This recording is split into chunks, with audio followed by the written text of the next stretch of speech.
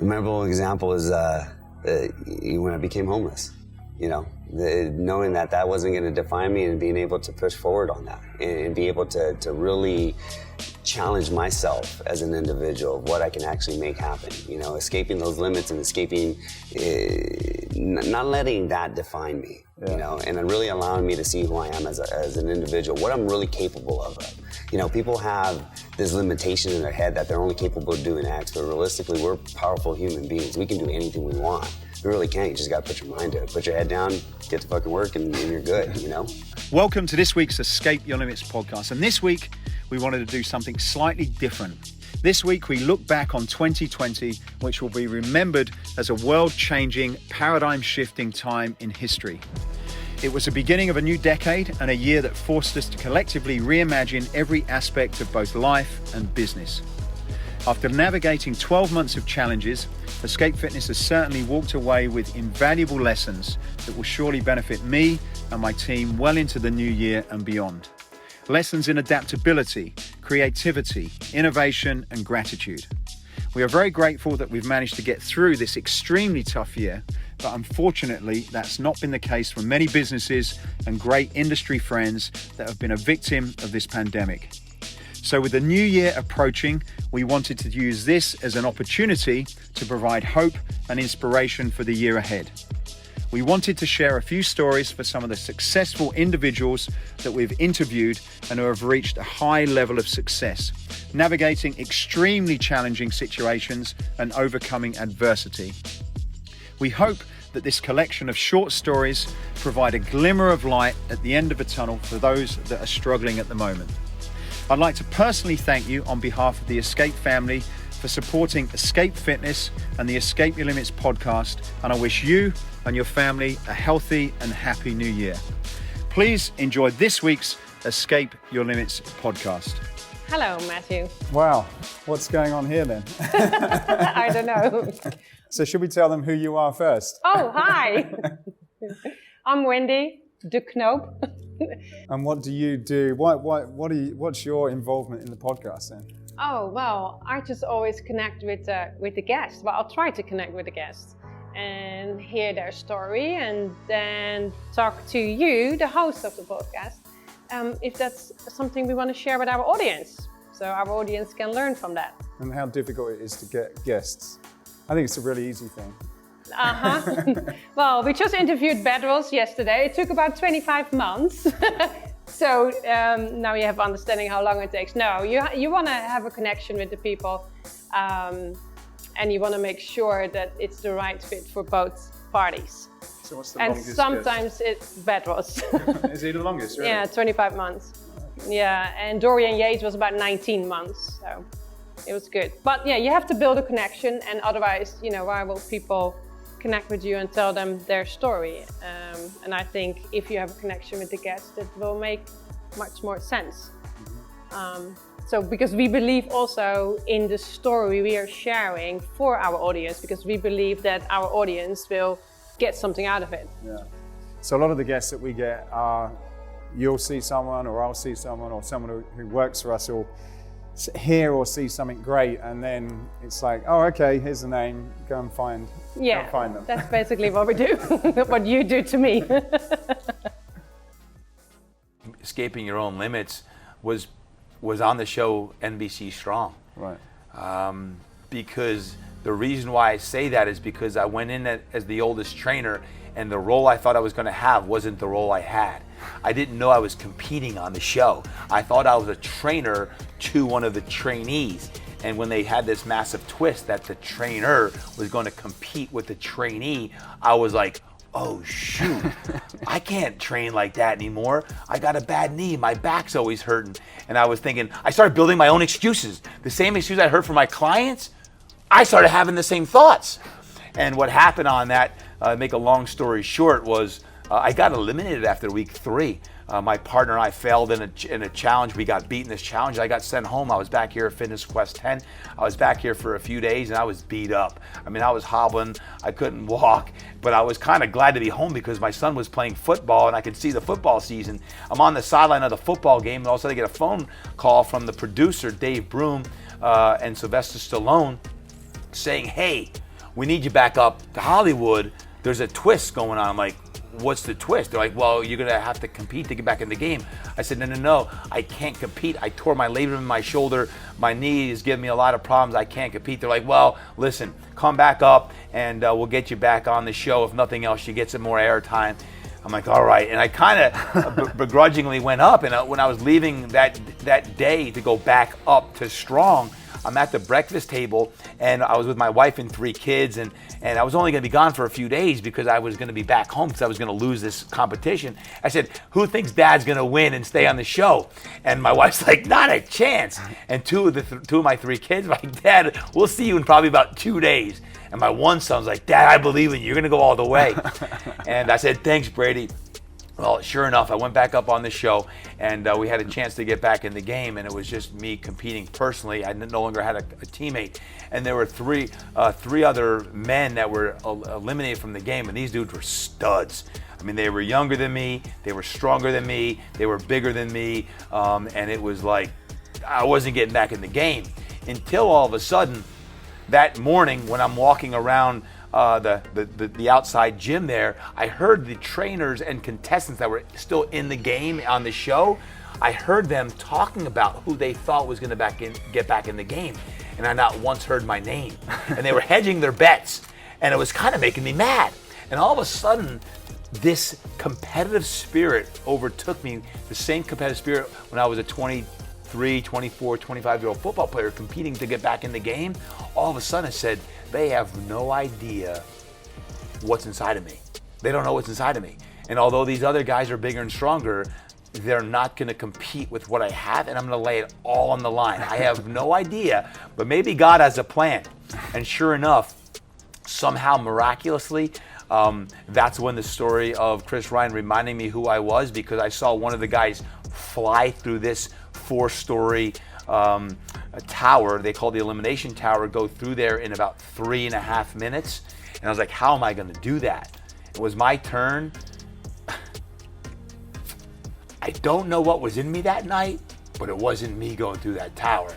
All of a sudden, my father was with me. Some of my best friends that had passed away tragically were with me. And I was flying through there like I was 25 years old again. And before I knew it, I shocked the world. I shocked more than anything myself that I got back in the game. I proved to myself that day that all of us have head trash. All of us have things in our minds that hold us back, and you gotta escape that limit. That was a limiting thought. That was a limiting belief that was holding me back. Until I put my neck on the line and did my best, perhaps that day I wouldn't have won. And it wasn't about the winning. It was about going out and competing. And lo and behold, I got back in the game. And that was week 5. And then I won in week 6. And I won in week 7. And I won in week 8. And we won in week 9. And next thing I know, I'm in the finals. I'm in the finals thinking, my kids don't even know I'm still competing, because you're disconnected with reality. Yeah. And here I am. And despite not winning the overall event, the most important thing of that entire experience was proving to me and to all of us that we're always stronger than we think. Right. We always have more up top than we think. And when you're tired and you're fatigued, you got more in you. So never give up. Never stop trying. And always put yourself on the cusp of greatness. And to me, that's escaping your limits. Yeah. So what lessons did 2020 teach you about business and about life? Well, a big question. I think, and I've been on panels and sort of shared similar things, but I think the big thing is that, and it relates to one of the guests that you've been able to get, a guy called Richard Koch, who we're interviewing in January. But I think there's a guy who's written a book called the 80-20 Principle, and essentially everything, or a lot of things in life, in nature, in business, fall into this sort of 80-20 balance, where a small amount of things that you do have a massive impact. And you can listen to the podcast, he'll explain it way better than what I can. But you know, there's a few things in life, in relationships, in your family, in business, that really make a difference. There's a few things in terms of your customer base that generates the majority of your income. And I think one of the things it's taught me this year is that because we've been locked down and we've not been able to do a lot of things that we normally do, you can only really focus on certain things. So I suppose travel, I used to travel every 4 to 5 weeks for 7 to 10 days. And you kind of think that's important. We had the conversation about this the other night, but it's amazing when you don't do any of that, the world doesn't end. And yes, you have to find new ways of connecting and meeting with people. But I think it's made me realize that there's probably a lot of things that you do that are not important. And then there's a few things that you probably don't spend enough time on that are important, as an example. One of those things, I guess a big lesson, not from a business perspective, is family. I've had more time with my family and my children than I've ever had probably in my whole life. And we survived. yeah. And I've reconnected with my children, and do things like have breakfast and lunch and dinners together, and put these monkeys to bed, and do normal things that I guess are important. Well, I don't guess that are really important, but life sort of takes over, and I think you end up getting on this treadmill where you're doing a lot of stuff. And from a business perspective, there's always a long list of things you can do, and a long list of products that you can focus on, and a long list of customers that you can talk to. But there's only a few things that really make a difference. And I think for me, what it's taught me is the value of those important things in life. Yes, business and money is very important, but it's not everything. And the things that matter are the things that don't really cost a lot of money. And again, from a business perspective, it's just understanding where to focus, what those really, really key things are, and to be able to, hopefully as we come out of this, be able to do more of the important things. My wife and I really took a chance, and we left security of some of the jobs that we had and said, hey, we're going to consult and we're going to try different things and partner with different groups of people that we've learned a ton from. And then, these opportunities with my prior company, and then now Exponential, I think all those different kind of steps, our goals have switched. Do we want to be an entrepreneur? Do we want to just do our own? Do we want to open up 4 or 5 of our own? We're thinking boutique as well. We were actually thinking of doing a yoga and doing a HIIT and doing a boxing, right? So do we just do that? And it's hard because there's no roadmap. But I think that working with Anthony now, and just I call it Anthony math, which is different than anything I've ever learned. And using Anthony math and Anthony logic, it really kind of opens your eyes to really what can be done. And so if you would have asked me, a year ago, if my ambitions would be the same, they wouldn't have been. I think working with him this last year has really changed the way that I see, like, even my future, my kids' future. So talking about escaping limits, it's amazing because you said it earlier. You have this goal to get to, and you get there, and then the goal moves again. But I think that I don't regret it, but I think I didn't dream big enough. I don't think I've ever set the goals high enough, right? So I think that when you talk about escaping your limits, I think that's a big one for me. Are there any industry trends you're anticipating seeing in the new year? Yeah, I think there's a few things about this. The big one, as it relates to the health and fitness space, is the majority of where Escape focus on. We do a bit into the consumer, but the majority of what we do is into the traditional health club, health facilities, hotels, apartment complexes, gyms. I think the big thing for them next year is just to be open, because so many of them, even as this week, all around the world, gyms are now being closed down again. So I think the big thing is to get businesses open. That's probably the most important. I don't know whether you call it a trend, but it's something that as an industry we need to get behind. I was on a panel this morning, an URSA panel, talking about how people in the industry can come together, can create standards, can lobby for government and local authorities to educate people why health and fitness should be essential. And it's not a restaurant, it's not a bar, it's not a cinema, it's an essential service. And we all know the importance of, from a mental health perspective, why you need to work out. What physically the benefits of working out and exercising and eating healthy and getting expert coaching on how how to live a good and healthy life. So I think the first thing is really to get gyms open and be able to educate the people that are making some of these decisions why it should be essential and why and how we need to find ways around this pandemic, doing things safely, but allowing people to get out, to exercise, to get some advice on how to prepare themselves for any other disease or pandemic that's out there. Yes, COVID is the biggest one and it's an issue, but there are many others. I think heart disease is like the second or third biggest killer, and there's a number of other things out there. So I think, not that it's necessarily a trend, but I think it's a really important thing that we that happens next year. The other thing that I wanted to say is health. I think people have realized just in general how important health is. I think it's the first time that you are starting to see governments recommend exercise. And I think people who probably wouldn't previously think about exercising and going to a gym are now starting to realize, wow, actually, I do need to sort of get myself sorted out. So I think as a whole, health and fitness is going to be a lot more in people's minds than what it was before, because they realize if you're in good shape and you're healthy, then you're going to deal with it a lot better than if you're not, particularly as you age. And then another thing is community. People have been locked down, we're not going out, we're not meeting people. And as a human, which we all are, we've all got one thing in common, we're human beings. And we need to connect, we need to create communities. And when that starts to break down, I think you're going to get all kinds of issues. So being able to create places where you can safely have that community, you can have people that not just from a physical perspective, but mentally bring you up, and you can escape whatever else is going on in your life and your business, and you can come together and you can feel better, and then you're much prepared for whatever life throws at you. And then from a workout perspective, it's just training people for life.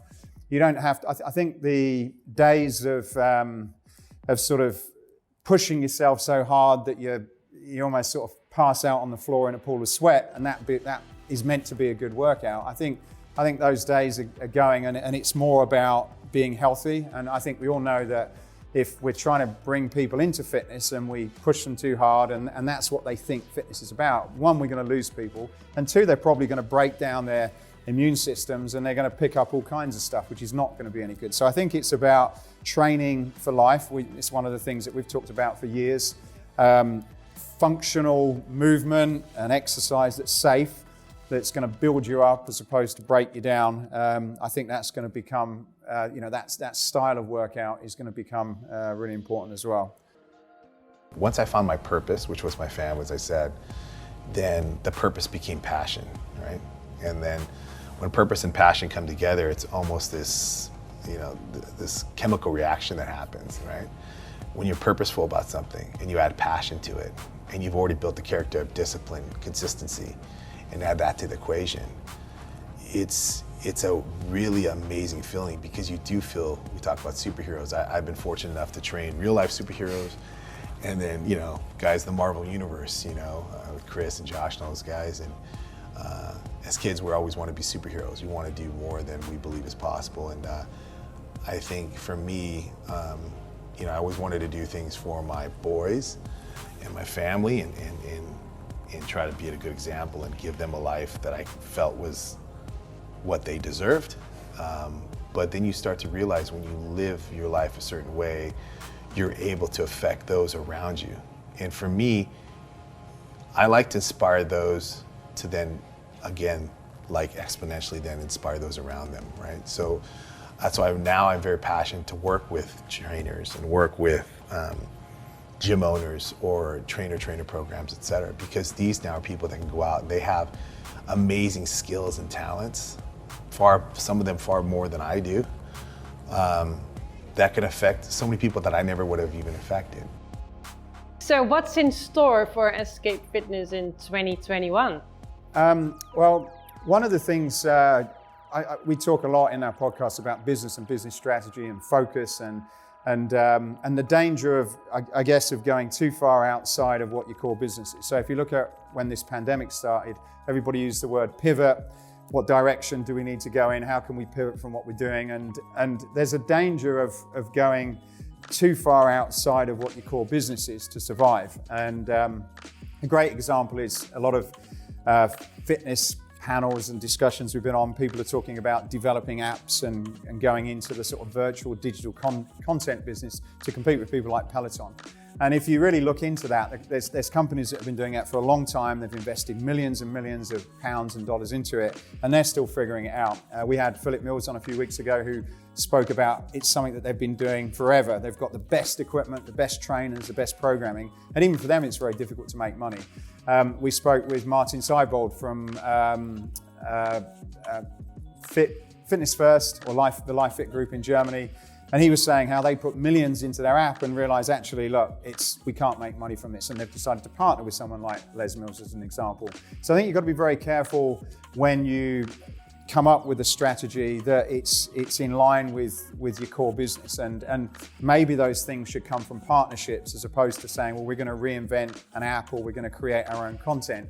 It's how maybe you could partner with people if you've got a customer base and maybe bring on other people that can complement that as opposed to going in a very different direction. And that's certainly one of the lessons I've learned is when your revenue's down and you're protecting cash and you can't take risks, you have to be very careful about what decisions and directions that you go as a business. But as it relates to us, one of the things that we've found, and we've thought about this for quite a long time, is what should we do? Because yes, we've got the home fitness market and we do a pretty decent job in that, but our core business is in the commercial sector. The equipment we design most of it isn't for the home, it's for gyms.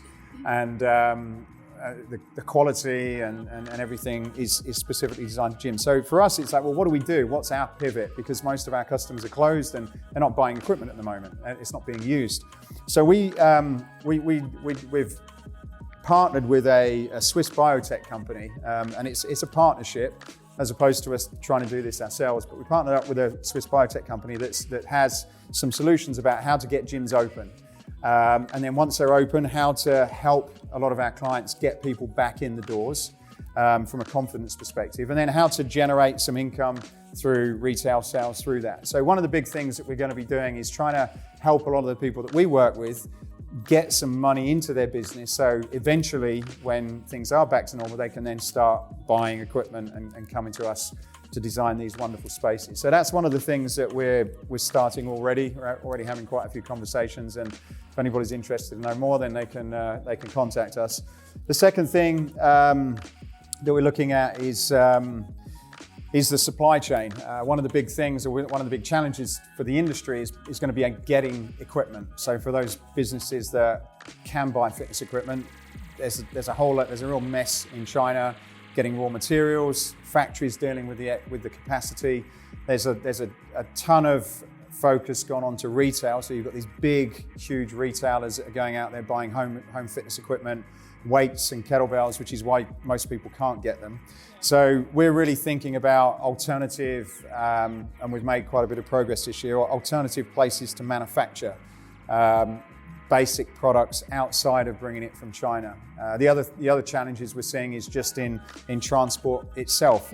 There's a shortage of shipping containers. The pricing for shipping containers is going up massively. I think it's like tripled in some cases. In the US, there's a shortage of trucks and there's a shortage of drivers. So having a supply chain that's relatively close to where you're supplying in is something that we've been looking at for quite some time, and we've got a number of solutions that prevents us just relying on Asia. And then developing materials. Like we've had a product which is called Black Gold.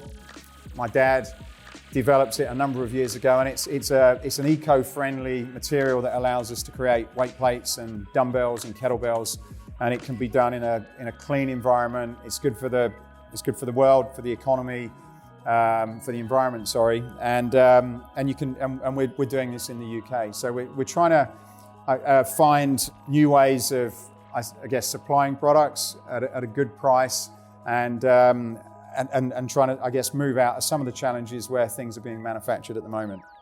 So we've got quite a bit going on, and we've been quite busy. I honestly thought, Matthew, that it was all about like what you can produce. It was, hey, people would say, well, if you want it, it's up to you.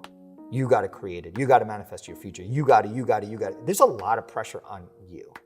And I'll tell you, I never believed this. I never believed, and we talk about this quote, transformations don't happen in isolation. I never believed that the power of a support system. I never believed, like I'm so much better because of who I have in my corner. I'm so much better who I have. If, instead of me thinking about, I'm gonna work on my personal growth, I'm gonna work on my skills, I'm gonna work on my business, my family, my company, all I care about right now is how do I stack the deck in my favor? How do I get the people in my corner? Who can I pay to be on my board? Like, how can I get 15 more people in my corner? Because when I get stuck, they are bailing me out. They are making me better. So I've gone to this, my escape your limits kind of secret is stack the deck and fill your corner with amazing people, and they'll lift you up. You don't have enough time to learn, do, be everything. Just stack your corner. Like, the more great people you have in your corner, the bigger you're gonna win. My last question for you, Matthew, is so what limits will both you and the business escape in the new year? Well, number one is where we are who we are because of the people that work in our business. And as many sort of owners and leaders will probably testify, it's been very difficult to create any sense of community and to create any kind of shared vision when people are working from home or in different countries. Like us alone, we have employees in England, in Germany, in Holland, in the United States, and across the United States. So we've got a team of people all over, and everybody's kind of dealing with the situation very differently in each market. So you pick up the phone in the morning and it's like, well, what's happening in your country? It's constantly changing. Even from California to Gen-K in Texas is very, very different. So one of the key things is just really, as a business, seeing how we can ensure that, one, we're providing jobs for our team, and that's the responsibility for the business leaders to make sure that we're finding new ways, finding new customers to ensure that we're going to be here and over the long period.